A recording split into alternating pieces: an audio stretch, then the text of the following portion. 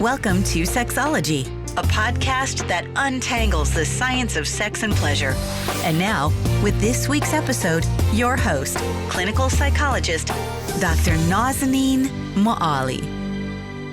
Hello and welcome to episode 263 of Sexology Podcast.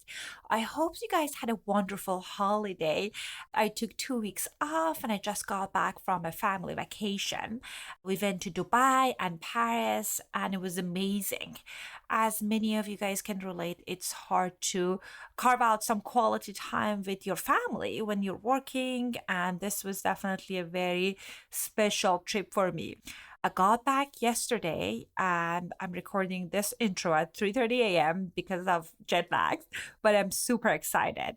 If you are working on your sexual health as part of your New Year's resolution, you are in the right place. I have tons of great free content coming your way.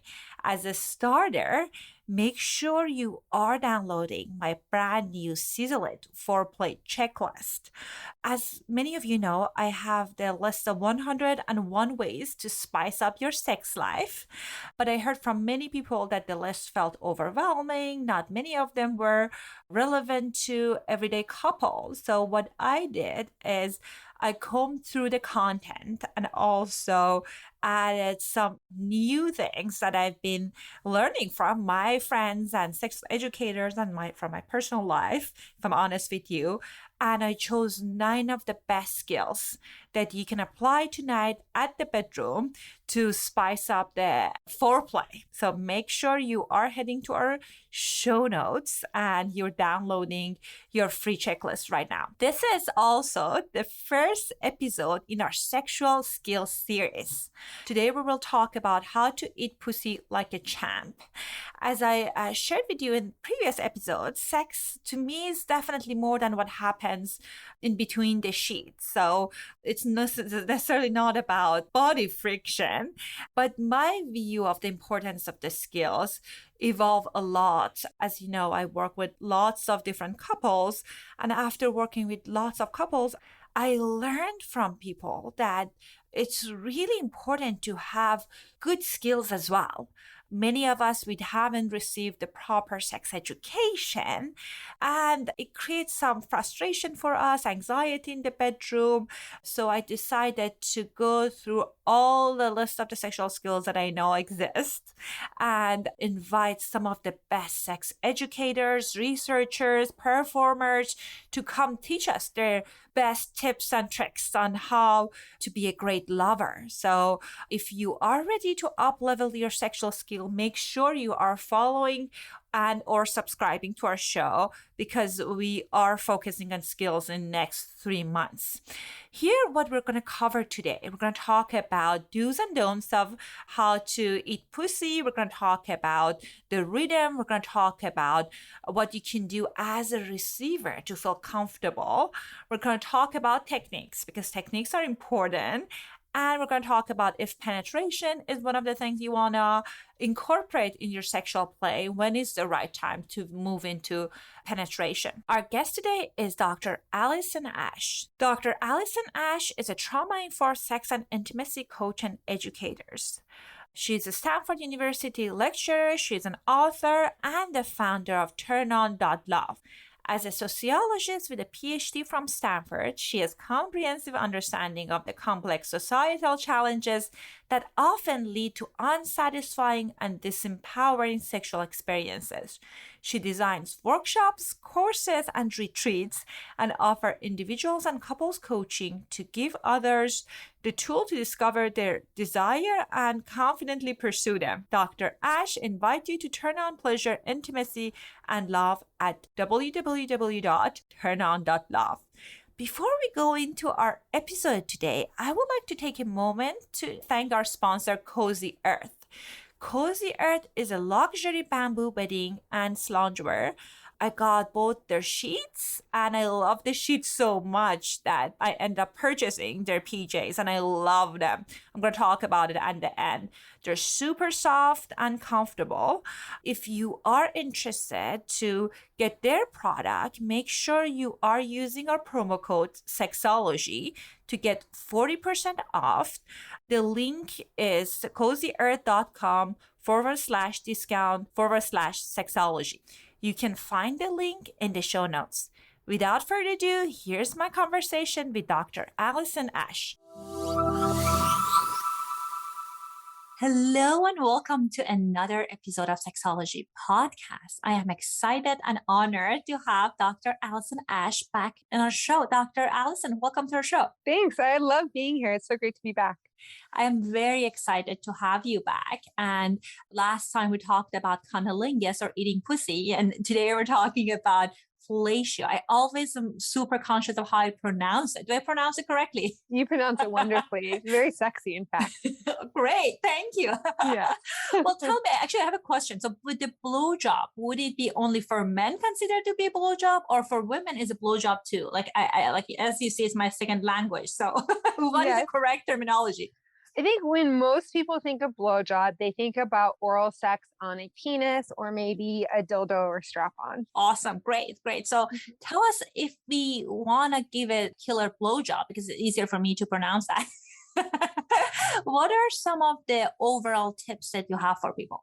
Well, I think that one of the things that's really important is to find your enjoyment in giving. I think the reality is when it comes to fellatio or giving blowjobs is that there are so many cultural messages, particularly in heterosexual dynamics, that can have women feel disempowered when they're giving oral sex, or feel performative, or like they're giving it in a way that doesn't feel like it's coming from a genuine desire and longing to give. It comes from a place of feeling pressure or receiving cultural messaging that we need to do this in order to have our lover like us or be interested in us, or whatever other kind of messaging we can receive that can create some of those experiences of pressure. And so when I'm working with someone who may be new to giving blowjobs, or maybe hasn't really enjoyed it too much in their past, I really want to help them figure out, what do they enjoy about it? What about it can have them feel really empowered? Do they like to feel like a tease? Do they like to feel competent and in control?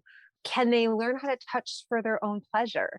What is it about the cock that turns you on, or the testicles, or any other region down there? And can you even maybe get to a place where you can worship the cock? What would it be like to just give so much gratitude and pleasure to this part of your lover's body that brings you so much pleasure? And to kind of create that kind of relationship with not just their penis, but with the art of giving good head, is something that you get to enjoy, not something that you have to do. I think you nail it in so many different places. That you're right, that I hear from many of my female clients that they say, like, like when I think about blowjob, I think about like in middle school, like the boys that they were kind of like were taking advantage of me. It was disempowering, dismissive, all kind of that kind of energy. And sometimes the images that people see in mainstream porn also has that kind of messaging. It could be if you want it to be, but if for you, you can find something, as you mentioned, that's empowering and exciting. And I know that in the previous episode on Cunnilingus, you were talking about showing your appreciation and excitement. And I know that there are many penis owners that they are uncomfortable around this, especially if it's a new lover, their size, that how does it look, and that gets in the way of kind of like them experiencing pleasure. So I think if you are appreciating your lover, I think it's wonderful to tell them. I think that can be very empowering and hot. Yeah. And it's vulnerable to receive oral sex regardless if you have a penis or a pussy, right? Like, it's vulnerable. And so we want to have the receiver be at ease and to know that you're enjoying giving, because then they're going to be able to enjoy receiving that much more. Amazing. So tell us, where should we start? Like, how do we know where is the good place to start? Well, I think that people with penises oftentimes want warm up, just like people with pussies, though maybe there is some truth to that kind of stereotype that men or people with penises need less warm up. But I think that if we're thinking about teasing and warm up, caressing the body, the neck and the ear are always great places. Nipples for everyone. You can tease with your own body, with your breasts, with your pussy. You can grind and rub. You can grab their ass, massaging and caressing their thighs and butt. All of that are wonderful techniques for warm up. And again, you want to communicate with your partner, figure out what do they like. I've had some lovers that love having their nipples licked, and then I've had other lovers where it tickles them or it feels uncomfortable and they don't like it. And then I think that when you are ready to move to the penis, if the cock isn't fully hard, then you can still just take your time, pleasure, even if it is fully hard, taking your time, caressing it, teasing it, kissing it, licking it, spending some time with it can be really sweet before you move into, I'm going to give head now. And if the cock isn't hard, I love playing this game with my partner called the soft game.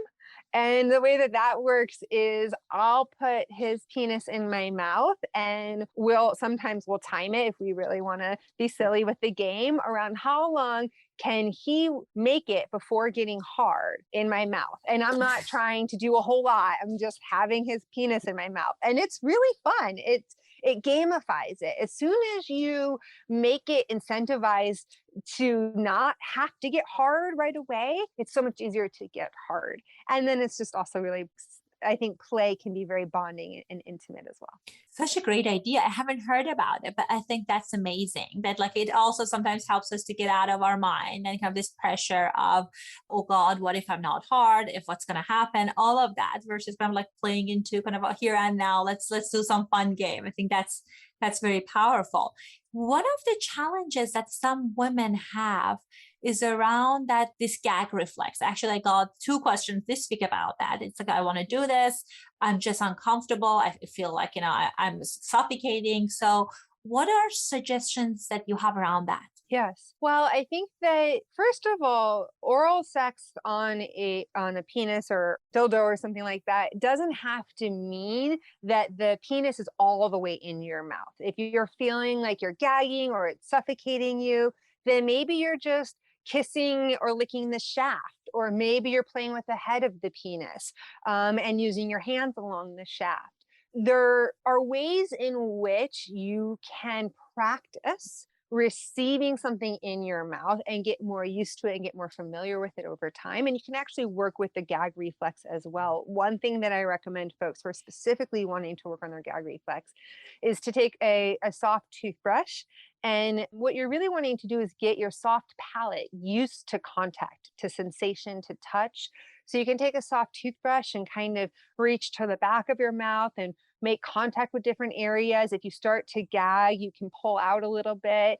So you're not actually trying to gag, you're just trying to get your mouth used to this experience of relaxing, of breathing through your nose, and a sense that this sensation doesn't mean something's wrong. So also having some sort of mantra, just breathe, relax, let it in, receive, whatever it is that's going to work for you, that's going to help your body feel calm and not go into a panic mode that then can have you feel more anxiety around something potentially suffocating you.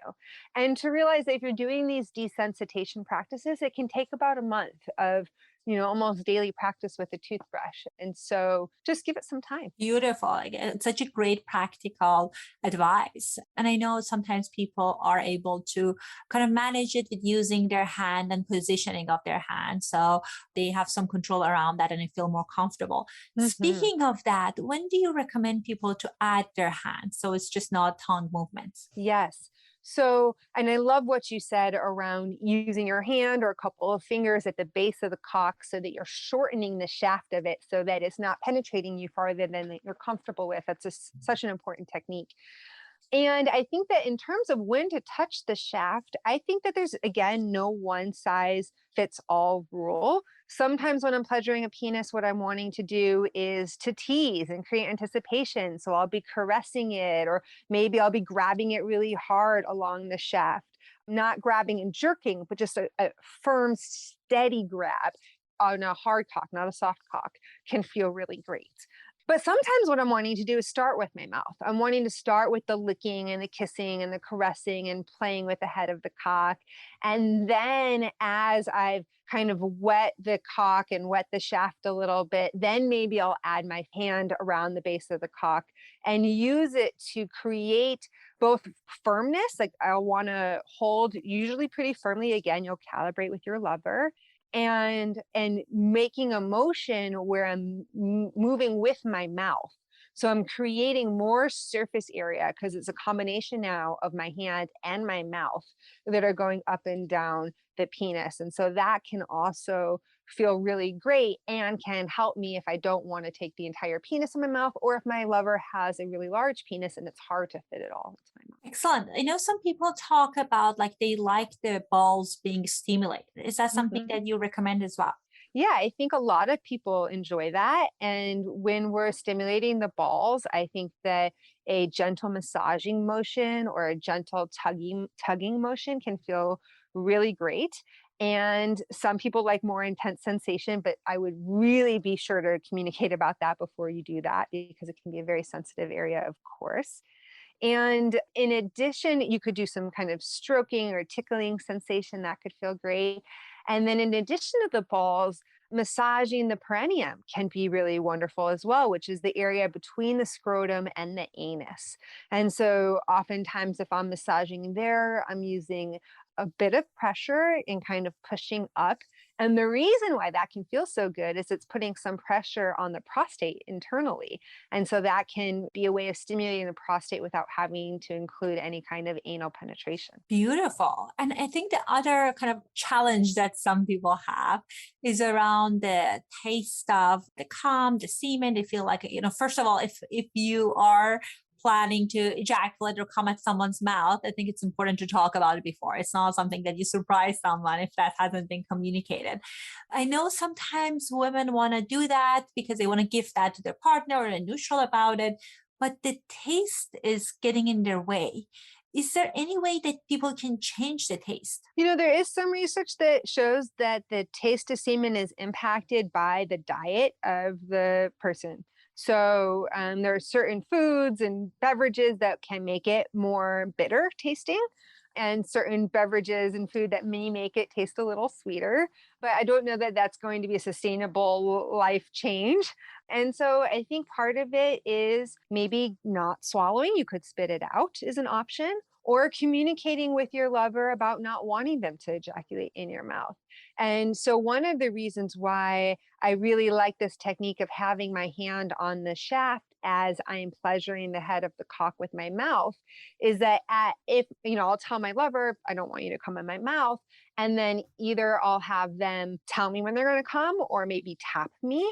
And then I can time it so that my hand is coming up and my mouth is coming off the penis, but my hand is still on it, so that they're not feeling there's zero sensation happening as they're ejaculating, that there's still sensation happening. And sometimes they can't even tell that my mouth is no longer on them because there's so much wetness and stuff there as well. And then finally, you can tell them, come on me. So that's a great thing. If you feel comfortable with them ejaculating on your body, that can be really pleasurable for them. And it's another way to avoid having semen in your mouth if you're not enjoying it. I think it's really important to also, when we're talking about pressure and the ways that we've been socialized around oral sex, we have been told that it's better if you swallow. And I think that that's just a really unfortunate misconception that creates a lot of pressure. And I know so many people out there with penises that don't care one way or the other whether or not somebody swallows. And so I think figuring out what works for you is so important first and foremost. And then figuring out with your partner, okay, given this preference or need that I have, what are some ways that we can make it feel really pleasurable for you? Absolutely. Kind of, it's a matter of communicating what works for you and kind of like negotiating what works for both parties. And I know sometimes people talk about kind of adding different flavors of things. I haven't had good experience with those because I feel like, those are kind of like at least the funky tasting ones that I've seen. It wasn't necessarily the best. Have you found any products that's good in that area with kind of like changing the smell or taste? I also haven't found anything that I've enjoyed. I have a really hard time with some of those sticky, sweet tastes, and I also don't like the stickiness on the penis, particularly if I'm going to have penetrative sex afterwards. It doesn't feel so good for me to have that internally. So I would recommend showering and bathing together first. That will not necessarily impact the taste of the semen, but it will impact the taste and the smell of their penis. And then working with finding alternatives to swallowing. Absolutely. I want to remind people that even if you are doing oral sex, because people think about safe sex, they think it's all about penetration. So if I'm wearing condom when we are having penetration, that's safe sex. But I want them to also know that like you can get all sorts of STIs just with having non-penetrative sex. That's correct. And it's hard to give exact data around the risk of oral sex and STI transmission because it's harder to collect data. People that are just having oral sex and then aren't moving to penetrative sex, but you can get almost every single STI from oral sex, and actually more so from fellatio than from cunnilingus. And so I think certainly having STI conversations, if you go to my website, there's on the list of resources, there's some STI handouts around how to have safer sex conversations with folks that can be really helpful. And so I think that feeling empowered to have this conversation ahead of time is going to help the giver feel more comfortable giving, which will help the receiver enjoy it more as well. Absolutely. And it's not only, as you mentioned, around oral sex. It could be around all sorts of sexual behaviors. You want to have peace of mind. You want to be in the moment. So if you are kind of worried about what I get, like if I don't do this maneuver because I don't want to get STIs, it's not that easy. You cannot say like, if I do this and versus that guarantees that I'm not going to get any STIs. And the other piece is like, you cannot necessarily know with some of the STIs with just visual cues. Like sometimes people say like visually everything is okay. There's no need to have a STI conversation or any precaution, but that cannot be true for some of the STIs. But again, I don't want to be a killjoy. Kind of giving blowjob can be fun for a giver and receiver. It's always helpful when we have that peace of mind. That's right. Well, I love that you mentioned your website, that you have resources there. So if people want to get a hold of you, they want to check out, I know you offer fantastic workshops. What are some of the places that they can go? You can go to my website, TurnON.love, and you can find out about all the various workshops and classes that I'm offering. One of the classes that's coming up is a 2-month-long course called Sexual and Emotional Intimacy Skills. That is a class I also teach at Stanford University that I think will really help give so many of the important fundamental skills so that we can maintain healthy and emotional and sexual intimacy. And then I also work with individuals and couples offering coaching around how to increase pleasure, how to get out of your head in bed, how to deal with communication challenges or healing from affairs or ruptures, bringing the spark back in relationships, dating and flirting, the list goes on. And so reaching out to me through my website is the best way to get a hold of me around my coaching practice and to find out more around my offerings. Beautiful. So I encourage people to definitely check out the resources. The classes are fantastic. And thank you so much for joining us today, being so generous with the content. And it's always such a fruitful conversation when I have you on the show. Thank you so much. It's been such a wonderful pleasure to be here. And I love so much chatting with you. Have a good day. You too. I hope you guys found our conversation useful. If you are interested to learn more about Alison's work, she is in fact having a 2-month experiential course that's launching soon. It's called Sexual and Emotional Intimacy Skills. A 2-month experiential course starts on January 11th. You can head on TurnON.love/intimacy skills. The link for that will be in the show notes. At the end, I also want to thank Cozy Earth for sponsoring this episode. As I shared with you guys that they sent us their sheets, and we fell in love. One of the things I love is just to share my bed with my lover. I'm not one of those people that they want their partner to leave. But one of my pet peeves is when I'm sleeping with someone and the bed gets super hot. I'm sure many of you guys can relate. I like my bedding cool and comfortable. And it's a challenge. I tried a number of different luxury bedding and it just doesn't, the temperature is not quite right. But with Cozy Earth, it was the first time I felt that the sheets remain cool, and because their sheet is temperature regulated.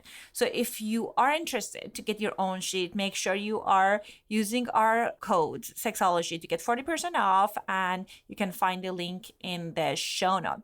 Thank you so much for listening, and I will talk to you guys next week. Thanks for listening to Sexology. Thanks for listening to Sexology. Thanks for listening to Sexology. Thanks for listening to Sexology. Thanks for listening to Sexology.